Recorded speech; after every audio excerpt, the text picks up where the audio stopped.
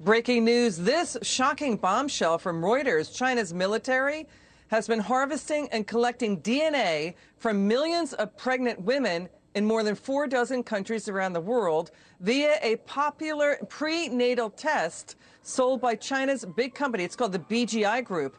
For reaction, let's welcome back to the show from House Foreign Affairs. He's Congressman Darrell Issa. Sir, this sounds like a big national security risk. What do you say?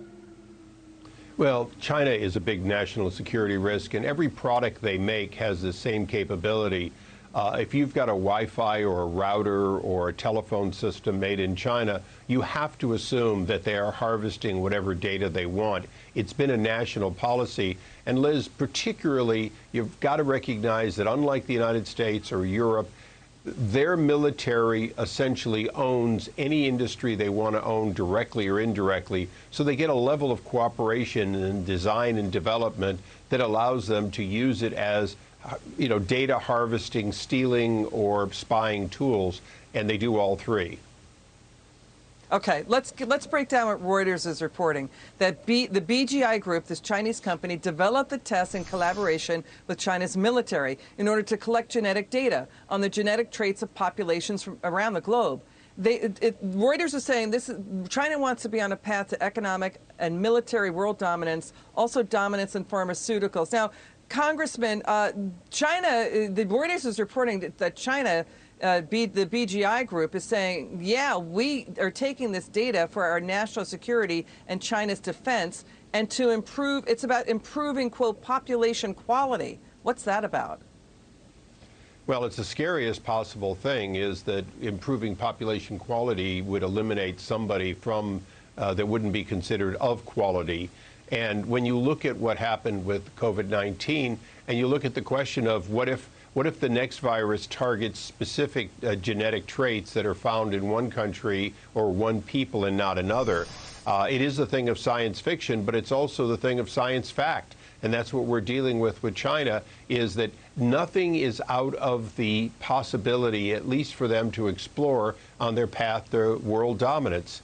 Any country that'll build their own islands to take over an ocean has big plans, and their plans have no limit. And this is just another example.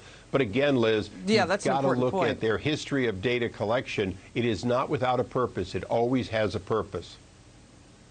Well, this puts into new context why China is accused of covering up the origins of the outbreak in Wuhan, and how the Wuhan lab was collaborating with the Chinese military, and also that Dr. Fauci and the NIH was funding the Wuhan lab supervirus research.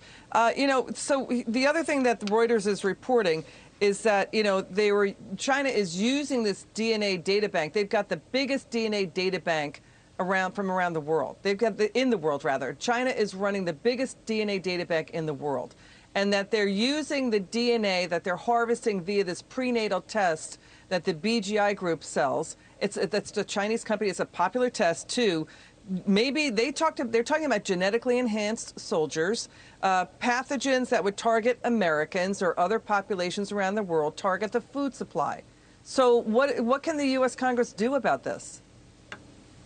Well, I think we have to do what President Trump was doing, and that is treat China as an existential threat, treat them as an evil empire, to paraphrase President Reagan, and recognize that we are in an economic war, but we're also in a war that we have a history on. And the history is that each time we see a new threat, we find out we gave or sold that threat to the Chinese.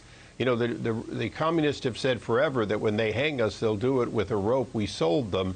And in this case, buying discounted products by countries all over the world that allowed them to harvest it, that's in addition to the kind of data harvesting, spying they might do by raiding our DNA tranches here. So, yes, they do have the largest, but, and they will continue here's to the grow thing, those. Quickly. The challenge is they know no limit to what they're willing to do to accomplish their goals. Okay, but here's the thing. I got to cut in because we're running out of time. The U.S. and the U.K. give their country, the people, they give their DNA. The U.S. and the U.K. gives DNA to China of Americans and of British people. China doesn't allow its Chinese DNA to go out of the country. China has been accused of genocide. And now the Reuters final word, Reuters is reporting that what China could be doing is singling out Tibetans or singling out Uyghurs and their traits and characteristics. Your final word.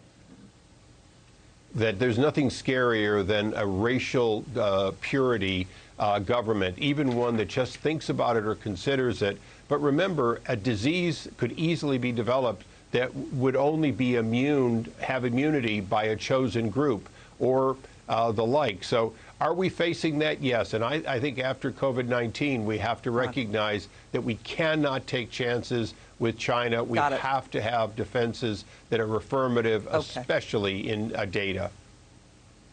Congressman Darrell Issa, thanks for joining us. It's good to see you.